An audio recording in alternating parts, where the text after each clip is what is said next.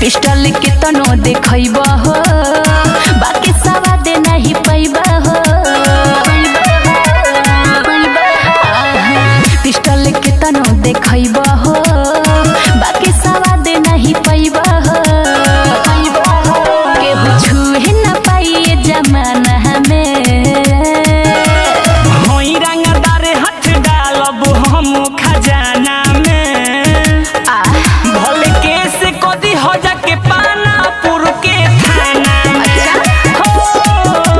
होई रंगदार हाथ डालब हम खजाना में। भले केस कदी हो जाके पानापुर के थाना में। अरे लागत कि फेर में नहीं खा पड़ल।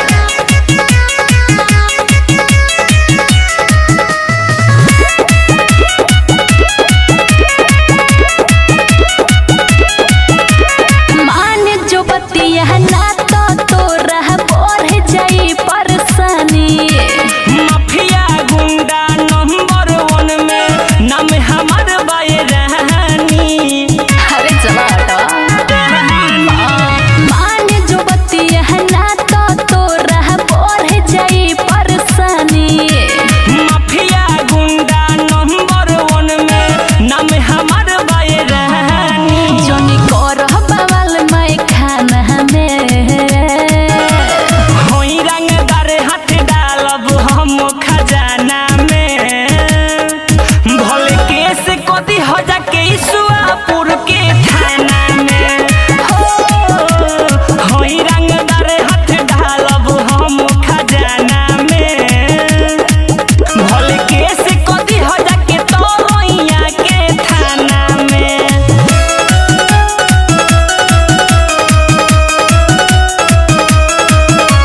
म्यूजिक बाय मंटू मनी। अरे बोलत बार ये हो बबुआ पर चढ़ के तू बोली। प्यार से मन जाए हो प्यारी न तो मार दी गुडुआ गोली। अरे बोलत बार ये हो बबुआ पर चढ़ के तू बोली। प्यार से मन जाए हो प्यारी न तो मार दी गुडुआ गोली। सुपारी करेले राजे खजाना में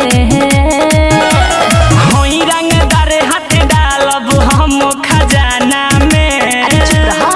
भले केस कदी हो जाके दिखावा तू बौली के थाना अच्छा तो ठीक है बा। FIR लिखल पड़ल बा के तना पाना में। ऐसन का हो भले केस कदी हो जाके बैकुंठपुर के थाना में। जो कदी है।